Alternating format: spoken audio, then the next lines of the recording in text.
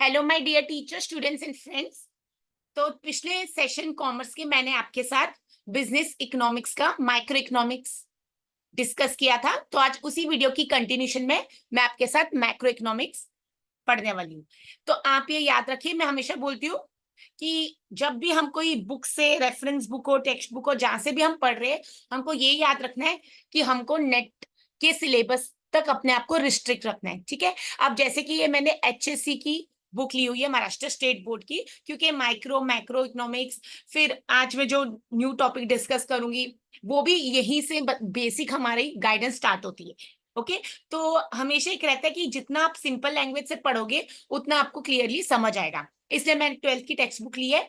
और अगर आप मेरे चैनल पर पहली बार आ रहे हैं तो प्लीज वहां जाके पेपर 1 और पेपर 2 की प्लेलिस्ट को जरूर चेक कीजिए।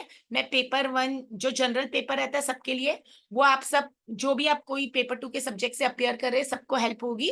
और पेपर 2 का मेरा कॉमर्स का गाइडेंस है। और अगर आप मैनेजमेंट के कैंडिडेट है तो भी आप मेरी कुछ वीडियोस देख सकते हैं जो सिमिलर सिलेबस। ठीक है। तो आगे बढ़ते हैं। और अगर आपने मेरी पहली वीडियो नहीं देखी मैक्रो इकोनॉमिक्स पर, तो आज मैं उसका डिस्क्रिप्शन बॉक्स में शेयर कर दूंगी लिंक, तो आप वो चेक कर सकते हैं। तो पढ़ते हैं मैक्रो इकोनॉमिक्स। लास्ट सेशन में मैंने माइक्रो इकोनॉमिक्स के बारे और distinguish between micro and macro को कवर किया। चलिए, macro economics is the branch of economics which analyse the entire economy. तो अंडरलाइन कर लीजिए, वहां पर हमने देखा था माइक्रो में सब कुछ इंडिविजुअल लेवल पर होता है। ठीक है। यहाँ पर हम एंटायर इकोनॉमी पढ़ रहे हैं। It deals with the total employment, national income. तो ये अंडरलाइन कर लीजिए, total employment, national income, national output, total investment, total consumption, total savings, general price level, interest rates, inflation, trade cycle, business fluctuations etcetera. Thus macro economics is the study of aggregates. Underline. वहां पर individual पढ़ रहे थे, हम यहाँ पर aggregates को पढ़ रहे। एग्रीगेट मतलब टोटल। मैंने अपने लास्ट सेशन में भी आपको बोला था, जैसे कि अगर मुझे आपको पूछना आपको टीवाई बीकॉम में मार्केटिंग सब्जेक्ट में कितने मार्क्स आए, तो जब मैं सिर्फ मार्केटिंग का एक सब्जेक्ट का पूछती हूँ वो आपका माइक्रो हो जाएगा। जब मैं आपको पूछती हूँ आप मुझे टीवाई बीकॉम का परसेंटेज बताइए, तो आप मुझे सेम 5 सेम 6 बताते हो, तो वो आपका एग्रीगेट होता है। ठीक है। इंग्लिश का कोई भी वर्ड आप फर्स्ट टाइम सुन रहे, ठीक है, हम इंडियन से, तो कोई भी बिल्कुल हेजिटेट मत कीजिए हमारी प्रोनाउंसिएशन के लिए, या हमें बोलना नहीं आता। आजकल तो हमारे पास इतने सारे टूल्स है, इंटरनेट है, आप वहां पर जाके देख सकते हैं हाउ टू प्रोनाउंस, या तो फिर मैं बोलूं आप चेक कर सकते हैं कि उसका मीनिंग क्या है। ओके। तो definition of macro economics is that branch of economics which considers the relationship between. तो अंडरलाइन। अब ये देखिए, जब रिलेशनशिप वर्ड आ रहा है ना, अगर आप रिसर्च के स्टूडेंट है तब हमें पता है हम रिसर्च में क्या कर रहे हैं, कौन सा टूल टेस्ट यूज करें। तो ये देखिए, मैं हमेशा बोलती हूँ this is the beauty of a syllabus, कौन सा टॉपिक कहाँ से कनेक्ट हो सकता है। अब जब हमने 11th और 12th में ये बात पढ़ी थी तो रिलेशनशिप का मतलब हमें नहीं पता होता था। ठीक है, हम उसको जनरल सेंस में लेते थे। बट जब हम अब इस लेवल पर आ गए कि हम उसको रिसर्च की तरफ से भी व्यू कर सकते, पर्सपेक्टिव है हमारा, तो यहाँ पर हम समझ सकते हैं कि यहाँ पर भी हम रिसर्च पेपर, रिसर्च स्टडी कर सकते हैं। So it considers the relationship between large aggregates such as volume of employment, total amount of savings, investment, next। तो यहाँ पर सब कुछ क्या होगा, लार्जर लेवल पर होगा, नेशनल लेवल पर होगा। ओके। आगे चलते हैं।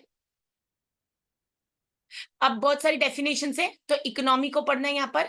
आगे चलते फॉलोइंग। अब इसमें क्या था, मैंने पिछली बार आपको बताया था स्कोप ऑफ माइक्रो इकोनॉमिक्स। तो यहाँ पर अब स्कोप ऑफ मैक्रो इकोनॉमिक्स। तो मैक्रो इकोनॉमिक्स क्या क्या पढ़ता है, theory of income and employment.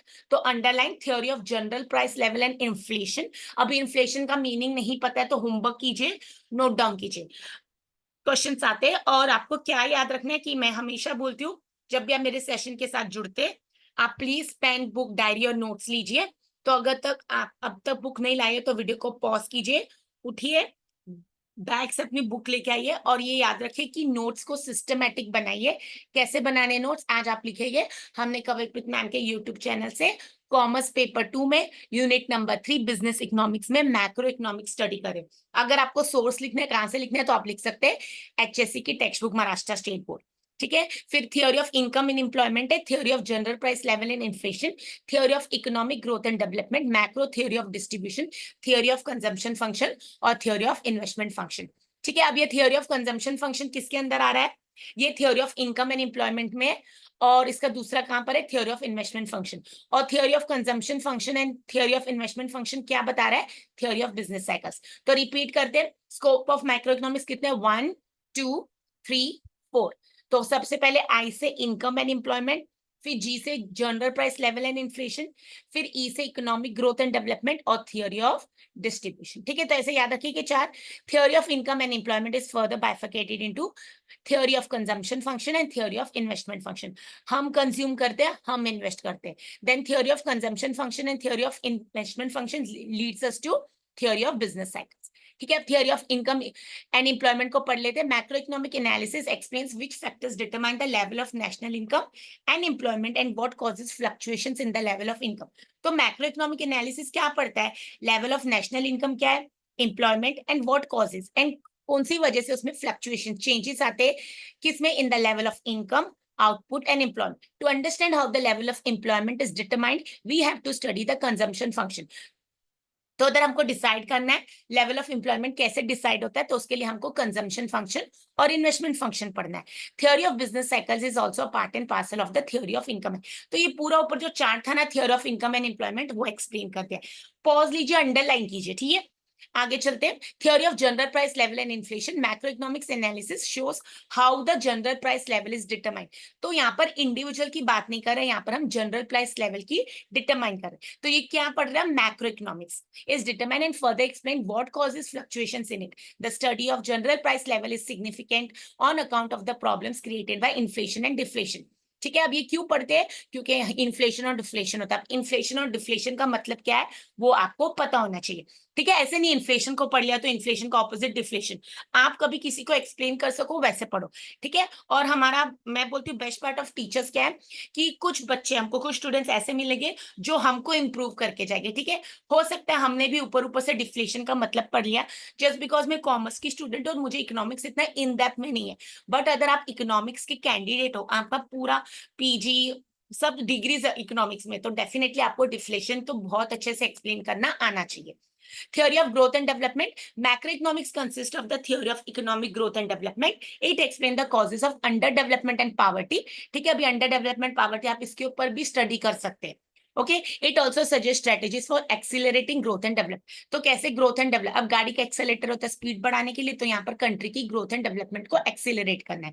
ठीक है, अब क्या याद रखना है आपको, यहाँ पर रिसर्च पेपर क्या बन सकता है? पावर्टी। अब देखो, पावर्टी एक ऐसा टॉपिक है जिसको आप इकोनॉमिक्स से पढ़ सकते हैं, आप जिसको रिसर्च के व्यू पॉइंट से पढ़ सकते हैं, आप कॉमर्स के व्यू पॉइंट से पढ़ सकते हैं। ठीक है, बहुत सारी चीजें।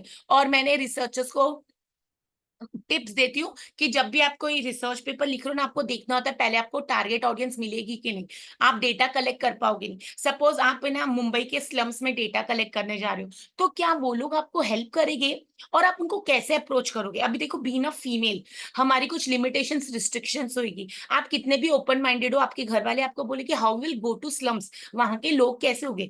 तो जब आप याद रखें आप रिसर्चर बन जाते ना, तो आपकी बहुत सारी जिम्मेदारी होती है। ठीक है, अगर आप अपनी फैमिली को तो कन्विंस कर लेते हो कि आप स्लम्स में जाके डेटा कलेक्ट करो, बट वहां का कैसा इन्वायरमेंट होगा, वहां के लोग आपको सपोर्ट करेंगे कि नहीं?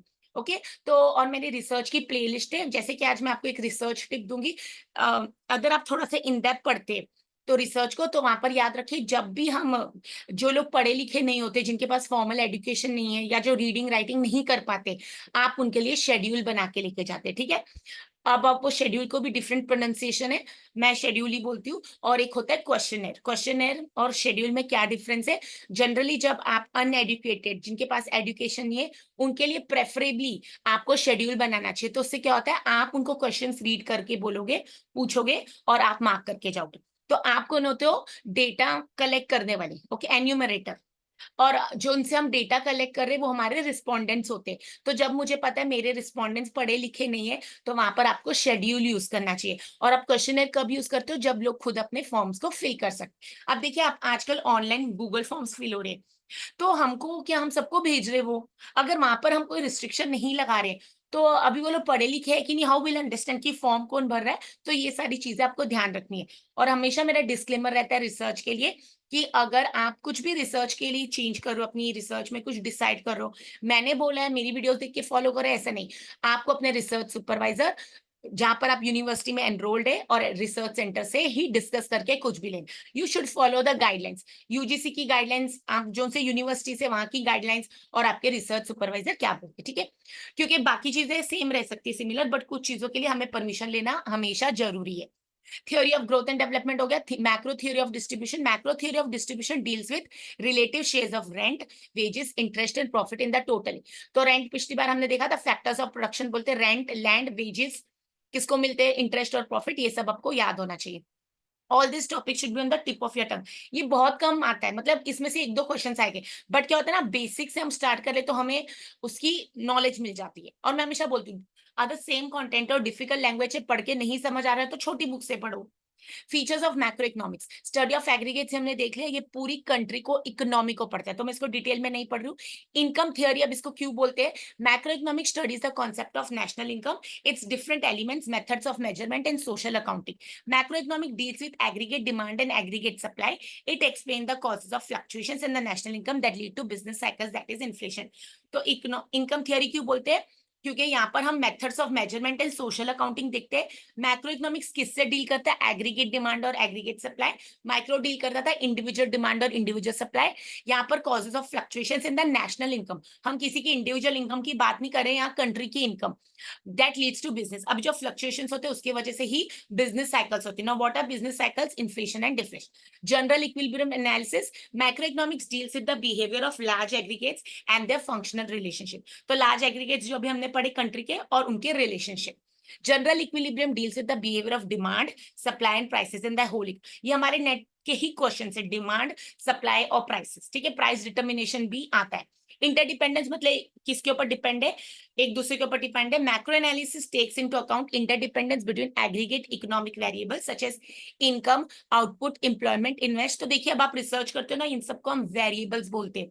और मैंने अपनी पुरानी रिसर्च पेपर में बताया व्हाट आर कंस्ट्रक्ट्स, तो वो भी आप देख लीजिए video. For example, changes in the level of investment will finally result into changes in the levels of level of investment change होगी तो उससे levels of income, levels of output, employment सब होगा ना, ठीक है। पैसा है तो ही खर्चा कर सकेंगे, तो ये सबका इंटरडिपेंडेंस है। लंपिंग मेथड, वहां पर हमने पढ़ा था स्लाइसिंग मेथड, मैंने आपको पिज्जा का एग्जांपल दिया था। एक स्लाइस को आप स्टडी करते हो तो वो हो जाएगा माइक्रो, और जब हम पूरे पिज्जा को एज अ होल स्टडी करें तो उसको बोलते हैं lumping. Lumping method is the study of the whole economy rather than its part. According to this professor, forest is an aggregation of trees but it does not reveal the properties of an individual tree. तो individual कहाँ पढ़ रहे थे, micro में। This reveals the difference between microeconomics, तो ये major difference है micro और macro. Growth models, macroeconomic studies various factors that contribute to economic growth and development. It is useful in developing growth models. These growth models are used for studying economic development. For example, इन्होंने example दिया, ठीक है। और ये जो अगर आप ये एग्जाम्पल पढ़ोगे ना, इन तो यहाँ पर क्या हो जाएगा, ये आप रिसर्च में भी बहुत लोग करते हैं और इनके बहुत सारे मॉडल्स वगैरह, ठीक है। तो आप अगर इकोनॉमिक्स के स्टूडेंट है, कॉमर्स वालों को तो भले नहीं पता हो, बट जो मेजर इकोनॉमिक्स करते हैं उनको पता होता है। General price level, determination and changes in price level are studied in macroeconomics. General price level is the average of all prices of goods and services currently being produced. Underline, general price level क्या होता है, average of all goods and services currently being produced in the best way to learn is to teach someone. बार बार repetition, repeat करने से आपको learn हो जाएगा। Policy oriented, according to Keynes, macro economics is a policy oriented science. It suggest suitable economic policies to promote economic growth, generate employment, control inflation and depression etcetera. Importance of macro economics, functioning of economy, आपको behaviour pattern of aggregate variables पढ़ाता है। National income, national output, individual पर हम micro में पढ़ रहे थे, ठीक है। इकोनॉमिक फ्लक्चुएशंस अभी हमने जैसे किसमें फ्लक्चुएशंस, इनकम, आउटपुट, एम्प्लॉयमेंट, कहीं पर भी एक चेंज आएगा उसका इफेक्ट दूसरी जगह होगा। अब अगर आप कल रात को सब लोग बैठ के मैच देख रहे थे और आपने सोचा था सुबह 5 बजे उठ के पढ़ेंगे, तो आप नहीं उठ पाए होगे क्योंकि लेट सोए होगे, तो यहाँ पर दिक्कत क्या हो जाएगी, एक जगह पर असर पड़ा तो दूसरे। तो सिमिलरली यहाँ पर भी इकोनॉमिक फ्लक्चुएशन है, ठीक है, एक चीज का इम्पैक्ट दूसरे पर पड़ता है। नेशनल इनकम हमको पता है। अब नेशनल इनकम क्या होता है आपको याद हो, 12th में पूरा चैप्टर हमने पढ़ा था। अब नेट में मुझे उसकी कितनी इंफॉर्मेशन होनी चाहिए, तो जब अगर आप इस नेशनल इनकम को पढ़ने जाएंगे विथ रिस्पेक्ट टू आप नेट के सिलेबस को पढ़ेंगे, ठीक है। अभी हम 12th का एग्जाम नहीं दे रहे। हाँ, अगर आप 12th के कैंडिडेट्स को पढ़ाते हैं तो उसके लिए आपको जानना जरूरी है, बट हमको कितना पढ़ना है फिलहाल नेट एग्जामिनेशन के लिए, जितना एक्सपेक्टेड है सिलेबस में। इकोनॉमिक डेवलपमेंट कराता है ये कंट्री की। Performance of economy, macroeconomics helps us to analyze the performance of economy. National income estimates are used to measure performance of economy over time by comparing the production of goods and services. Study of macroeconomic variables, ठीक है। तो micro variables कौन से, macro variables कौन से, general price level, macro economic deals with aggregate demand and aggregate supply, it explain the causes of fluctuations in price, तो जब भी एज अ होल होगा वो मैक्रो, जब भी इंडिविजुअल होगा माइक्रो। ठीक है, level of employment, macro economics helps to analyse the general level of employment, है ना। तो ये आप, मैंने पिछली बार आपको बताया था, अगर आपने स्क्रीनशॉट नहीं लिया तो आप ले सकते हो। और देखिए मैंने इतनी क्विक पढ़ा है, ऐसे आपको भी पढ़ना होता है, क्योंकि मुझे ना सिलेबस पता है। तो मुझे जब सिलेबस पता है और मुझे पता है कौन से टाइप के क्वेश्चंस आते हैं, तो ये थोड़ा सा ब्रीफ रखना जरूरी है micro math, because this is very much part of a syllabus. Okay, और आपने मेरी पुरानी वीडियोस अगर नहीं देखे ना, देखिए अब आपको ये क्वेश्चन सॉल्व करने आप कर सकते हैं, बट अगर आपका कंटेंट अच्छा होगा तो ये सिंपल क्वेश्चन हमारे नेट में नहीं आने वाले। तो अंडरस्टैंड व्हाट इज आस्क्ड। अब मैं आपको ना सिलेबस पर लेके जाती हूँ। ये देखिए सिलेबस। सिलेबस में क्या है, meaning and scope of business economics, objectives of business forms, demand analysis, law of demand. तो यहाँ पर देखिए 12th की बुक से स्टार्ट हो रहा है। Elasticity of demand and it's measurement, relationship between AR and MR. अगर आप मेरा सेशन देख रहे हो, आपको एआर और एमआर का फुल फॉर्म नहीं पता है, इसका मतलब हमने नेट की प्रिपरेशन स्टार्ट ही नहीं की। कंज्यूमर बिहेवियर अभी हम पढ़ेंगे, utility analysis, indifference curve analysis. आज हम कंज्यूमर बिहेवियर का बेसिक, और देखिए कंज्यूमर बिहेवियर आप मार्केटिंग में भी पढ़ते हैं, तो दोनों में क्या डिफरेंस है, इसलिए मैं बोलती हूँ कॉमर्स का सिलेबस इतना ब्यूटीफुल है कि हर चीज एक दूसरे से कनेक्टेड है। आप जब इकोनॉमिक्स पढ़ रहे हो, आप ऐसा नहीं होगा कि मार्केटिंग नहीं आता, मार्केटिंग पढ़ के इकोनॉमिक्स नहीं आता। Law of variable proportions, law of returns to scale, theory of cost, short run and long run cost curve, price determination under different market forms, perfect competition, monopolistic competition, oligopoly, price leadership model, monopoly, price discrimination, pricing strategies, price scheming, price penetration, peak load price। अभी recently हमारे यहाँ पर जियो, अगर आप service provider use मतलब कर रहे हैं जियो का फोन इंटरनेट, तो आपको पता होगा प्राइसेस बढ़ जाते हैं। तो देखिए जब भी आप कुछ पढ़ते हो ना, आप उसको ऐसे समझो कि वो नेट का क्वेश्चन बन सकता है। मतलब this is my habit be as a instructor, because I have to understand कि मार्केट में क्या चल रहा है। जब तक मैं नहीं पढ़ूंगी अवेयरनेस, तो मैं अपने स्टूडेंट्स को कैसे गाइड करूंगी। और आपको याद रखना है कि नेट सेट हम क्यों कर रहे हैं, टीचर्स बनने के लिए। तो बेसिक अवेयरनेस जरूरी है। मैं मानती हूँ आपको 10 लव स्टोरीज या नॉवेल्स पढ़ना पसंद है, बट जब हम अपने बच्चों के लिए कुछ पढ़ा रहे हैं तो वो भी कंटेंट, रेलेवेंट इंफॉर्मेशन। अभी आपको जब मैंने जियो का एग्जांपल दिया, तो उसमें अगर सर्विस प्रोवाइडर ने टैरिफ या रेट्स बढ़ा दिए, तो आपको क्या याद रखना है कि उसमें कौन सी प्राइसिंग स्ट्रेटेजी है। ठीक है, अब ये दो प्राइसिंग स्ट्रेटेजी आप याद रख सकते हैं, एक होती है पेनिट्रेशन और एक होती है प्रीडेटरी। तो आज आप दोनों को स्टडी कर सकते हैं। ये कहाँ पर टॉपिक है, ये अगर आप इकोनॉमिक्स में भी पढ़े तो वेल एंड गुड, अदरवाइज ये हमारे मार्केटिंग का टॉपिक है। ओके, और मैंने कुछ वीडियोस बनाई है इकोनॉमिक्स पर, ये जो भी मैं करा रही हूँ क्वेश्चन कंटेंट, तो आप वो भी वीडियोस देख लीजिए कॉमर्स की प्लेलिस्ट में। चलते हैं चैप्टर नंबर 2 इस बुक के, एनसीईआरटी की बुक है ये, मतलब महाराष्ट्र स्टेट बोर्ड है। आप कौन से भी सिटी से आप अपनी वहां की बुक पढ़ सकते हैं। मैं सब बेसिक क्लियर करा रही हूँ। ओके, अब पढ़ते यूटिलिटी एनालिसिस। अब यूटिलिटी बहुत अच्छा टॉपिक है, मतलब मुझे तो 12th से ही पसंद था, और I am thankful to my teachers.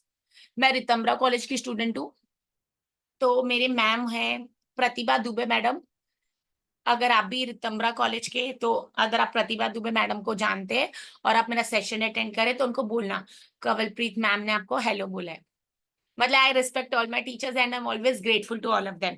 मतलब एक होता है ना, जब हम 11th 12th में जाते हैं, हमने अगर स्कूल में इकोनॉमिक्स नहीं पढ़ा था, तो फर्स्ट टाइम इकोनॉमिक्स सब्जेक्ट पढ़ते हैं, तो अगर अच्छे टीचर्स मिल जाए तो हमको टॉपिक से प्यार हो जाता है। तो ऐसे आज एक अच्छी टीचर हमेशा एक अच्छे स्टूडेंट की वजह से बनती है, मैं बोलूंगी। और एक हम जब टीचर बनना चाहते हैं, तो हमारे लिए एक रोल मॉडल हमेशा एक टीचर रहते हैं। तो I am always indebted to my college, Malini Kishore Sanghvi college Juhu में, जिसको हम कॉमनली रितंबरा बोलते हैं। ठीक है, चलिए फीचर्स ऑफ यूटिलिटी पहले पढ़ते हैं। चलो पहले यूटिलिटी का मतलब ही देख लेते हैं। In practice every individual tries to satisfy his wants with available resources. In practice, अब जैसे मैंने ना कल आपको नेट का शेड्यूल बना के दिया कि आप ऐसे पढ़ो, तो मैंने उसमें क्या क्या बोला था आपको कि आप है ना जितना भी अवेलेबल टाइम है, मतलब किसी के पास 6 आवर्स है तो आप 6 आवर्स की मेहनत करो। अगर आपके पास ओनली 1 आवर है पूरे डे का, तो आप उसमें मेहनत करो। तो हर individual try to satisfy his wants with available. So for me time is a biggest resource. ठीक है, 1 घंटा अगर आपने लाइफ में किसको दे दिया और वो वापस नहीं आने वाला टाइम, तो वो आपका सबसे बिगेस्ट रिसोर्स है। It is true that all human wants can not be satisfied fully. हम सारी, देखो आप कितने भी रिच हो गए ना, आपकी सारी जरूरतें एक टाइम नहीं हो। अब क्या होता है, जब हम एकदम मतलब मैं बोलूँ लोअर इनकम से होते हैं, फिर हम स्लोली स्लोली हायर इनकम पर जाते हैं, तो हमारी बहुत सारी वांट्स होती है। ठीक है, हायर इनकम ग्रुप की भी वांट्स होगी। अगर किसी को डायमंड्स पसंद है, तो डायमंड्स के बाद उनको उससे भी रिच वाली चीजें चाहिए। ठीक है, अगर टाटा की छोटी हमने गाड़ी खरीदे, तो एक टाइम पर हमको बड़ी गाड़ी चाहिए, फिर हम सबसे बड़ी गाड़ी खरीद लेंगे, उसके बाद भी हमारी जरूरतें खत्म नहीं होगी। Okay, so human wants are unlimited. तो मैं कहती हूँ यहीं से हमने लाइफ को सीखा है। अब हम क्या होता है, हम लाइफ में कभी सेटिस्फाइड नहीं होते हैं ना। हमें अभी कुछ छोटा मिला, अभी जैसे मैं टीचिंग का एग्जांपल दूं, पहले हम एमकॉम करते हैं, फिर हमें नेट सेट करना होता है, फिर हमें पीएचडी करनी होती है। वो करते करते मे बी हमारी लाइफ के 10 साल चले जाते हैं, बट देन फिर मे बी कुछ और अपग्रेड हो जाता है। तो वो क्या होती है, वो साइकिल चलती रहती है, और इसमें अगर हमारी जरूरतें पूरी नहीं हो रही तो एंड अप बीइंग फ्रस्ट्रेटेड।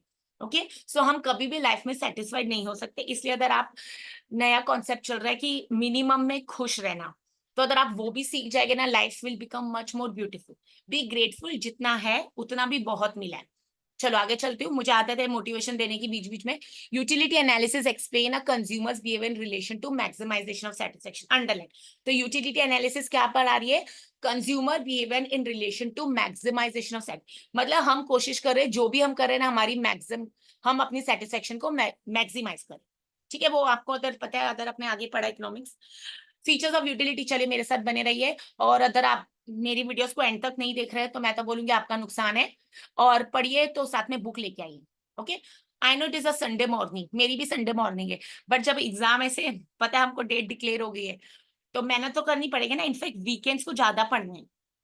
चलो, following are the features of utility, relative concept. Utility is related to time and place, underline. Utility किसको रिलेटेड है, टाइम और प्लेस। अब इसका मीनिंग समझते हैं। It varies from time and place to time, मतलब ये हर जगह और हर प्लेस पर वेरी करती। कैसे, for example woollen clothes have a greater utility in the winter. अभी मुंबई में इतनी गर्मी है, तो आप थोड़ी ना ठंडी के कपड़े पहन के बैठोगे, तो आप ये थोड़ी ना बोल सकते हो ठंडी के कपड़े बेकार होते हैं।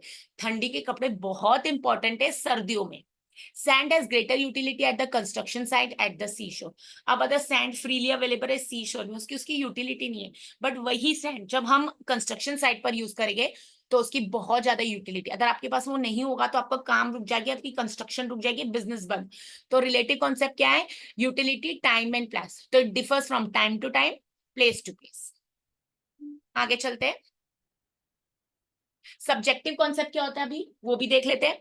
It is a psychological concept, utility differs from person to person, this is due to in differences, this is due to differences in taste, preferences, like dislike, nature, habits, for example stethoscope has utility to a doctor but not to a layman. ठीक है, subjective concept मतलब psychological, underline कर लो। अब यहाँ पर इसका मतलब क्या होता है, हर बंदे के लिए हर चीज की यूटिलिटी अलग है। अभी जैसे मैं बोलूं सिगरेट्स का रेट बढ़ गया, और हम तो नॉन स्मोकर है, तो हमें क्या फर्क पड़ेगा, सिगरेट का रेट बढ़ने दो, तो उसकी मेरे लिए तो यूटिलिटी नहीं है। तो ये साइकोलॉजिकल कॉन्सेप्ट है। ठीक है, अभी जैसे आप योगा ट्रेनर हो, तो आपको उन चीजों का बहुत इंपॉर्टेंस होगा, योगा मैट, या फिर कैसे मैं लोगों को मोटिवेशन दूं। बट अगर आप योगा इंस्ट्रक्टर नहीं हो तो वो चीजों का आपसे कोई रेलेवेंस नहीं होगा, until and unless you want to be healthy. तो यहाँ पर ये सब्जेक्टिव कॉन्सेप्ट है। ठीक है, तो हर बंदे की टेस्ट डिफरेंस, अभी कितनी सारी चीजें हम प्रोफेशन के बेसिस पर खरीदते हैं, तो वो हर प्रोफेशन की अलग अलग रिक्वायरमेंट्स होगी। ठीक है, यस, आप इसका स्क्रीनशॉट ले सकते हैं। एग्जाम्पल्स भी पूछे जाते हैं नेट एग्जामिनेशन में।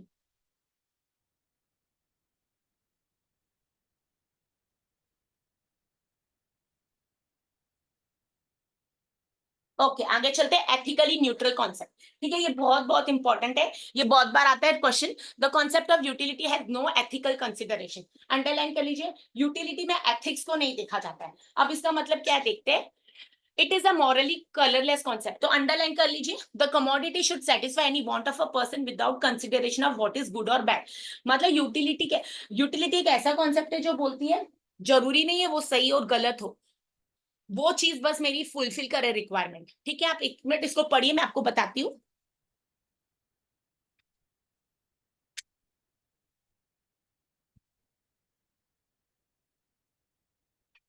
आई होप सो आप मेरे चैनल के साथ बने हुए। For example a knife has utility to cut fruits and vegetables as well as it can be use to harm someone. अब देखिए, मुझे चाकू घर में फ्रूट्स वेजिटेबल्स काटने लिए काम आता है, और वही चाकू से हम किसी को जाके हर्ट भी कर सकते हैं। तो यूटिलिटी कह रही है वो आपको चीज यूजफुल है, तो वो सही है, वो ये नहीं बोल रही कि वो गलत है। ठीक है, तो both wants are of different nature but are satisfied by the same commodity, तो वही चाकू किसी का मर्डर कर सकती है और हमारा घर का किचन का काम भी कर सकती है। दस यूटिलिटी इज एथिकली न्यूट्रल, बहुत बार क्वेश्चन अंडरलाइन कर लीजिए। मतलब यूटिलिटी ये नहीं बताती सही और गलत, यूटिलिटी बोलती है जो चीज मेरे काम की आती है वो मेरे लिए यूजफुल है। ठीक है, यूजफुल का भी मतलब क्या है वो भी हम देखेंगे।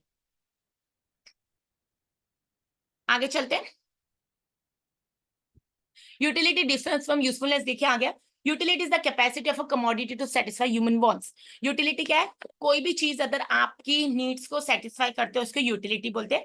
Where is usefulness indicates value in use of the commodity. Example, milk has both utility as well as usefulness to a consumer while liquor has utility only to an addict but health. तो ठीक है, दूध utility भी है और usefulness भी है, क्योंकि ना यूटिलिटी तो जैसे मतलब हम बोले हेल्थ बेनिफिट्स दे रहा है ना, तो वो नुकसान नहीं दे रहा है। बट यहाँ पर लिकर मतलब दारू, दारू अगर एक बंदा जिसको दारू की लत है उसके लिए वो यूटिलिटी है। क्यों वो यूटिलिटी है? क्योंकि हमारे यूटिलिटी का कॉन्सेप्ट है वो सही और गलत नहीं बताता, बट उसकी कोई यूजफुलनेस नहीं है। हम सबको पता है कि वो गलत चीज है। ओके, तो utility is different from usefulness. बहुत बार क्वेश्चन आ चुका है। Utility differs from pleasure. A commodity may possess utility, but it may not give any pleasure to the consumer. For example, injection for a patient has utility, क्योंकि वो important है, injection नहीं लेंगे तो death हो सकती है। Injection for a patient has utility because it cures the ailment, but it hardly gives any enjoyment. थोड़ी ना हम शौक से injection लेने जाते हैं। तो there is a difference between utility and pleasure. Utility different from satisfaction. सारी दुनिया हमारी satisfaction पर ही है। हम मार्केटिंग वाले रिसर्च भी करते, कॉमर्स वाले रिसर्च भी करते, तो सेटिस्फेक्शन पर ही करते। आजकल लॉयल्टी भी आ गई है, कंटिन्यू टू यूज भी आ गया है। ठीक है, utility is a cause of consumption, satisfaction is the end result. Underline, utility की वजह से हम कुछ कंज्यूम कर रहे हैं, बट सेटिस्फेक्शन उसका एंड रिजल्ट है। They are inter related but different concept. ठीक है, तो हमें दोनों को सेम नहीं बोलना है। For example, a thirsty person drinks a glass of water since water has the capacity to satisfy thirst. Utility of water is the cause of consumption and the satisfaction derived is the end result of. तो utility start है जिसकी वजह से हम consume कर रहे हो, satisfaction हमारी एंड रिजल्ट है। ओके, इतना समझ आया? Measurement of utility is hypothetical. Hypothetical, अब देखिए रिसर्च का वर्ड है हाइपोथेसिस, एजम्पशन। तो यहाँ पर क्या बता रहे हैं? Utility is an abstract concept. Underline कर लीजिए। कार्डिनल और numerical measurement of utility is not possible. ये बहुत बार वर्ड आता है नेट के एग्जाम में, कार्डिनल और न्यूमेरिकल। तो अंडरलाइन कर लीजिए, कार्डिनल का दूसरा नाम न्यूमेरिकल और न्यूमेरिकल का दूसरा नाम कार्डिनल। ठीक है, ये रिसर्च में भी काम आता है। हम न्यूमेरिकल मेजरमेंट यूटिलिटी की नहीं कर सकते। क्यों? For example, a thirsty person after drinking water may derive higher or lower level of utility. Thus, utility can only be experienced and found at the positive, negative और zero. Negative utility is called disutility. Underline। अब देखिए क्या होता है ना, अब जब हमको भूख लगती है ना, तो बहुत ज्यादा भूख लगी होती है ना, तो आपने जब फर्स्ट रोटी खाई है ना, वो आपको ज्यादा सेटिस्फेक्शन देगी एज कम्पेयर टू सेकेंड रोटी, क्योंकि सेकेंड रोटी के टाइम फर्स्ट रोटी से थोड़ी सी भूख मर जाती है। फिर थर्ड रोटी आपको कम सेटिस्फेक्शन देगी देन द सेकेंड रोटी। ठीक है, डिपेंड्स आप कितना खाते हैं। तो यहाँ पर कुछ चीजों को हम नंबर्स में मेजर नहीं कर सकते। ठीक है, और कुछ कुछ लोगों का एक रोटी खा के पेट भर जाएगा और कुछ कुछ लोगों का 5 रोटी खा के भी पेट नहीं। This is nothing related to, मतलब मैं बोलूं, मैं एग्जांपल या डॉक्टर वो सब नहीं दे रही हूँ, but this is a psychological concept. Okay, तो ये हाइपोथेटिकल है। तो यूटिलिटी एब्स्ट्रैक्ट कॉन्सेप्ट है। अंडरलाइन कार्डिनल और न्यूमेरिकल। अंडरलाइन, तो कार्डिनल और न्यूमेरिकल का ऑपोजिट क्या है वो भी पढ़ेंगे, तो अंडरलाइन कर लीजिए, कार्डिनल और numerical measurement of utility is not possible. Thirsty person after drinking water में डिराइव हायर और लोअर लेवल ऑफ यूटिलिटी। दस utility can only be experienced and found either positive, zero और नेगेटिव। अंडरलाइन, तो ये question आ सकता है, utility या तो पॉजिटिव होती है या जीरो होती है या नेगेटिव होती है। नेगेटिव यूटिलिटी को हम बोलते हैं डिसयूटिलिटी। जैसे अगर मैं बोलूं आपने बहुत ज्यादा खाना खा लिया, पेट में जरूरत भी, then you start vomiting. Okay, तो वो यूटिलिटी नहीं बनी आपकी, तो it is called as disutility. Utility is multipurpose. A commodity can satisfy the want of more than one person. It can also put to several uses. For example, electricity. ठीक है, अब आप इलेक्ट्रिसिटी लैपटॉप चार्जिंग के लिए भी use कर सकते हैं, आप अपने घर में गीजर लगाने के लिए भी यूज कर सकते हैं, एयर कंडीशनर। तो उसके मल्टीपर्पज है, several uses. Utility depends on the intensity of the want. Intensity मतलब उस टाइम आपको उसकी कितने रिक्वायरमेंट है। जैसे मैंने आपको बोला, आपको बहुत भूख लगी होगी ना, रोटी कुछ भी खाना बना होगा ना, आपको टेस्टी लगेगा। और अगर आपको भूख नहीं लगे ना, तो आप मम्मी को बोलोगे रोज रोज क्या ये खाना बना लेते हो, बराबर। तो utility depends on the intensity of the want. Utility depends on the intensity. More intense the want, जितनी ज्यादा स्ट्रॉन्ग आपकी इंटेंसिटी है, greater will be the utility. As and when the urgency of want declines, utility diminishes. यहाँ पर हमारा law of DMU आएगा। जैसे जैसे अर्जेंसी ऑफ वांट डिक्लाइन हो जाती है, यूटिलिटी भी कम होती है। For example, a hungry person finds more utility in food than a person who is not. ठीक है, तो इंटेंसिटी ऑफ वांट, जितनी ज्यादा उसकी जरूरत है, डेफिनेटली ना। अब हम सबको पता है नेट सेट की कितनी डिमांड है। एक बार नेट सेट हो गया ना, तो बोलेगे कितना इजी एग्जाम था, बराबर। Utility is the basis of demand. A person will demand a commodity only if it gives utility. For example, a sick person has utility in medicine, hence it demands medicine. Perfect, चलो एक बार फटाफट quickly summarise करते हैं। Utility क्या होती है? Utility analysis explain a consumers behaviour in relation to. तो सारी कहानी यहाँ पर किसकी है? सेटिस्फेक्शन की। ठीक है, और सेटिस्फेक्शन के abstract concept, very very important research topic हमारे मार्केटिंग और रिसर्च। 15 साल पहले भी था, 10 साल पहले भी था, अब तक है। Features of utility relative concept differs from time to time, place to place. Quick मेरे साथ रिवीजन कीजिए, स्मार्ट नोट्स बना रहे तो। सब्जेक्टिव कॉन्सेप्ट साइकोलॉजिकल, हर बंदे की अलग टेस्ट प्रेफरेंस होता है। एथिकली न्यूट्रल मतलब सही और गलत नहीं बता रहा, वो चीज की मुझे जरूरत है तो मैं वो उसको बोलूंगी मेरे लिए फायदा। Utility differs from usefulness, utility हमेशा एथिकली न्यूट्रल है, सही और गलत नहीं बताता, बट यूजफुलनेस वही चीज की है जो सही हो हमारे लिए। एग्जाम्पल उन्होंने दारू का दिया है। डिफर्स फ्रॉम प्लेजर, ठीक है, इंजेक्शन आप लेने जाते हो, आपको बीमार हो इसलिए, बट उससे आपको कोई मजा नहीं आने वाला है। सेटिस्फेक्शन डिफरेंस है, यूटिलिटी स्टार्ट होती है और सेटिस्फेक्शन एंड रिजल्ट होता है। Measurement of utility is hypothetical, मतलब कार्डिनल और numerical measurement is not possible. Utility is multipurpose, several uses हो सकते हैं एक ही चीज के। Example electricity. यूटिलिटी जितनी ज्यादा किसी चीज की इंटेंसिटी उतनी ज्यादा उसकी डिमांड।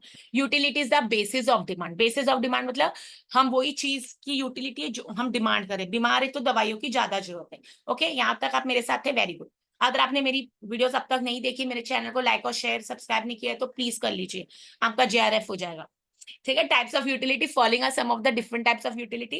टाइप्स ऑफ यूटिलिटी पर कभी कभी मैच द कॉलम आ जाता है, पढ़ लेते। Form utility, when utility is created due to a change in the shape or structure of an exist. देखो वुड से क्या बनता है ये, तो ये क्या हो गया हमको, मुझे तो ना वुड चाहिए, मुझे तो टेबल चाहिए, मुझे चेयर चाहिए, डोर चाहिए, तो इसको बोलते हैं फॉर्म यूटिलिटी। हमने उसका चेंज, शेप, स्ट्रक्चर, देखिए यहीं पर अगर हमने ऐसे हमको मतलब हैबिट डलवाई होती है ना हमारे टीचर्स ने ऐसे कीवर्ड्स, तो यही कीवर्ड्स आके मुझे मेरे नेट में क्वालिफाई करता है। तो shape, structure, form. Okay, second पढ़ते हैं प्लेस यूटिलिटी। अब प्लेस यूटिलिटी क्या होता है, when utility of a commodity increases due to change in its place, it is called place utility. ठीक है, वुलन क्लोथ का एग्जांपल हमने देखा, तो अब देखे example, woollen clothes have more utility at cold places. अब कश्मीर में अगर हमेशा अगर ठंड रहेगी तो वहां पर तो हमेशा अगर मैं बोलूं वुलन क्लोथ चाहिए, बट मुंबई का टेम्परेचर ऐसा नहीं है।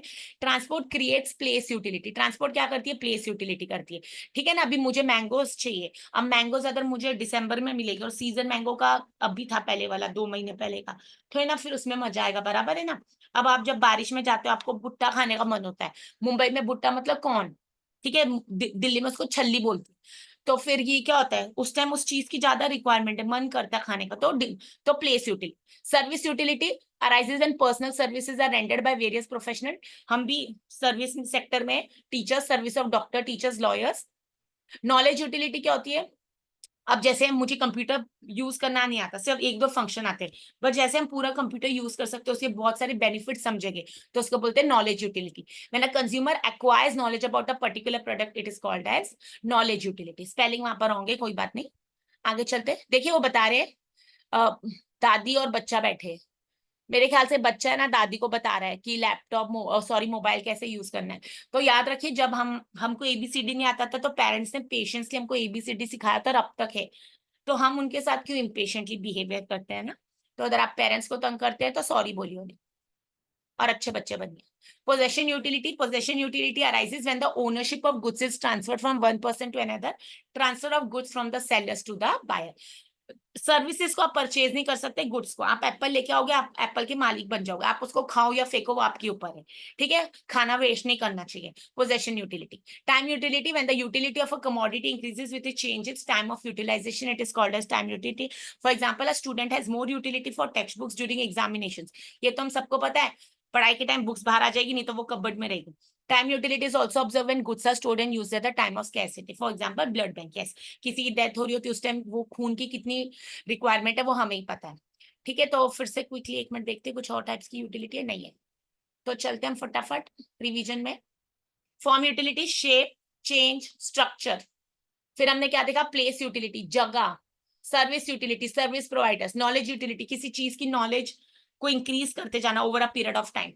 Possession utility, ownership. Time utility, time utilise करना, कौन सी चीज पर कौन सी डिप। ठीक है, अब ये देखो इन्होंने होमवर्क दिया है तो चलो छोटे बच्चों के लिए मैं नहीं बोलती यहाँ पर, छोटे बच्चे मतलब हमारे 11 to 12 के बच्चे छोटे होते हैं ना। कॉन्सेप्ट ऑफ यूटिलिटी, ये हम अगले सेशन में पढ़ते हैं। ठीक है, तो ये बड़ा कॉन्सेप्ट है, फिर लॉ ऑफ DMU पढ़ेंगे। सब नहीं पढ़ना है 12 की टेक्स्ट बुक से, जितना मैं पढ़ाऊंगी आपको उतना ही पढ़ना है।